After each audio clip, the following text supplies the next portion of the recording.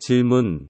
오쇼 라즈니쉬는 말년에 선강의를 즐겨 했는데, 과연 그분은 선을 보는 안목이 있을까요? 어떤 사람은 인정하고 어떤 사람은 인정하지 않는 것 같습니다. 답변. 맞습니다. 선이란 마치 투명한 거울과 같습니다.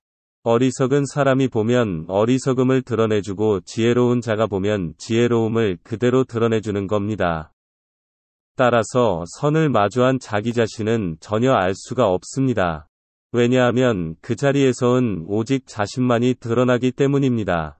따라서 자신은 과연 선을 이해하고 있는지조차도 가늠할 수 없는 것입니다. 왜냐하면 각자는 그저 자신이 원하는 방식으로 이해하고 해석하기 때문입니다. 그러기에 자신으로부터 물러나서 반드시 옛 선사들을 살펴야 하는 것입니다. 이미 모든 화두들에 대해서 옛 선사들은 판결을 내리듯이 분명하게 판결장을 만들어놨습니다.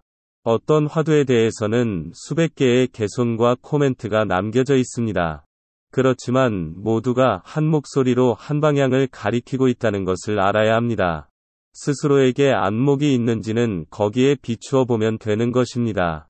이것은 일종의 검증 과정인 것입니다. 그러한 검증 과정은 곧 금부처가 용광로를 지나가고 진흙부처가 물을 지나가고 나무부처가 불을 지나가는 것과 같은 것입니다. 오쇼 라즈니쉬가 선을 아는지에 대해서는 오래도록 논란거리였습니다. 여기에 대해서 말하려면 먼저 분명한 자료를 두고 살펴야 할 것입니다. 그는 말년에 선강의를 시리즈로 했습니다. 그 가운데 하나가 곧 라이브 젠이라는 책입니다. 먼저 이 강의에서 그가 무슨 말을 하는지 살펴보도록 하겠습니다. 경청선사가 한 스님에게 물었습니다. 문 밖에 무슨 소리인가? 그러자 함께 있는 스님이 대답했습니다. 빗방울 소리입니다. 경천선사가 말했습니다. 중생이 전도되면 자기를 미혹하고 물을 좇는다. 이 스님이 물었습니다. 화산께서는 어떻습니까?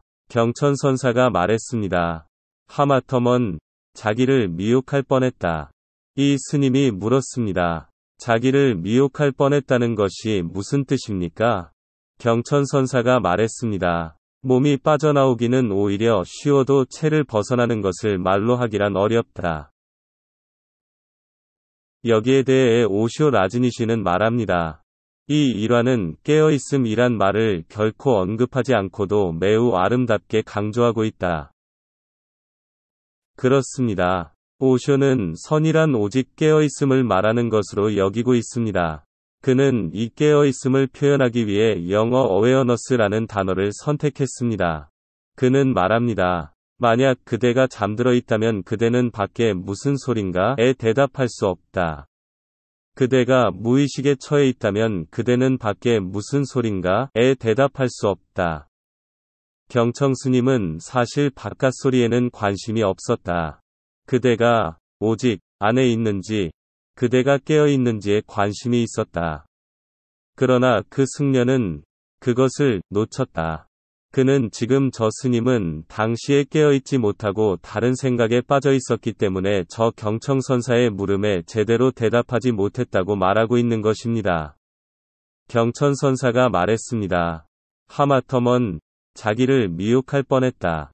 여기에 대해 오쇼는 말합니다. 깨어있음에 가까이 있었다. 아주 가까이 있었다. 그러나 나는 나의 깨어있음조차도 동일시하지 않는다. 나는 깨어 있었다고 말하지 않는다. 나는 단지 서서히 깨어가고 있었다고 말할 수 있다. 영원에서 영원으로 그대는 가고 있다. 순간순간, 더 가까이, 좀 더 가까이.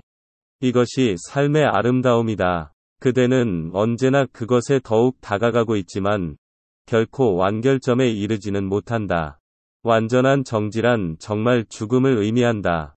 이것이 바로 신비주의자가 선의 세계를 바라보는 관점인 것입니다. 저 실존은 오직 깨어있음과 같다는 것입니다. 그러나 거기에는 어떠한 정점도 없으며 단지 아주 가까이 다가가고 있다고 밖에 말할 수 없다는 것입니다. 그것은 마치 절대온도 마이너스 273도에 결코 도달하지 못하는 것과 같다는 것입니다.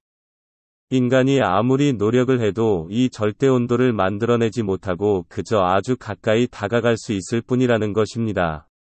결코 도달할 수 없는 그 정점을 향하여 잠시도 나그네의 발걸음을 멈추지 않는 자가 바로 신비주의자인 것입니다.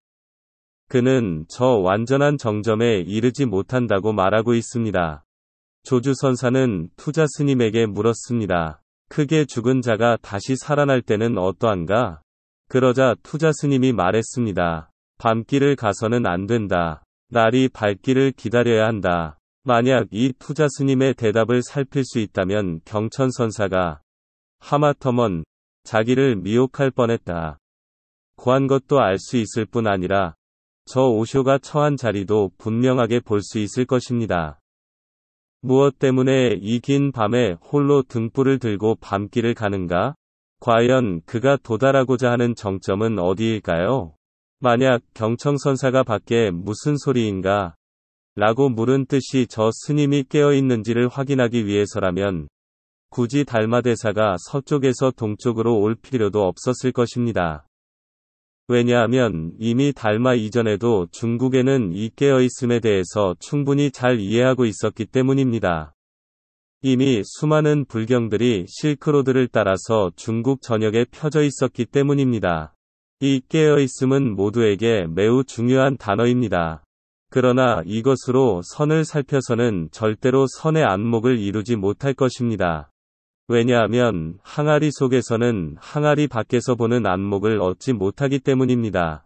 만약 선의 안목을 갖춘 자라면 저 집안의 수치를 들추는 것을 그냥 지나치지 않았을 것입니다. 설령 3계를 뛰어넘는 자라고 할지라도 어찌 저 경천선사에게 다가갈 수 있을 것인가? 저 스님을 제대로 알아야 합니다. 저 스님은 오히려 깨어있음의 자리에서 조금도 물러나지 않았다고 하겠습니다. 그가 깨어있지 못한 것이 아니라 오히려 깨어있음에 눌러앉았기에 도리어 선사의 뜻을 제대로 알지 못하고 있는 것입니다. 그런데 참으로 기이하게도 저 스님이 보는 바가 곧 오쇼 라즈니쉬가 보는 바와 거의 비슷함에도 불구하고 서로 알아보지 못하는 것은 결코 우연이 아닌 것입니다. 저 신비주의자들의 눈에 선사가 제대로 보이지 않는 것은 어쩌면 당연한 일이라고 하겠습니다. 그럼에도 불구하고 신비주의자의 노래를 옆구리에 끼고서 명상을 하고 출가를 하고 참선을 하고 화두를 참고한다면 결국 저 신비주의자의 뜻을 깨닫는 것에 그칠 것입니다. 이것은 분명 불교 속에서 외도를 짓는 일입니다. 어찌 불법을 다시 일으킬 수 있을 것인가? 일찍이 여기에 대해 설두선사는 노래하였습니다. 빈 당의 빗방울 소리여 작가도 응대하기 어렵다. 설령 일찍이 입류했다고 말해도 여전히 알지 못한다. 알든 알지 못하든 남산, 북산으로 옮기며 줄기차게 비가 내린다. 여기에서 세 번째 구절을 알면 곧 저 스님을 알고 마지막 구절을 알면 저 노승이 얼마나 눈썹을 아끼지 않고 저 진창을 마다하지 않았는지를 알 것입니다.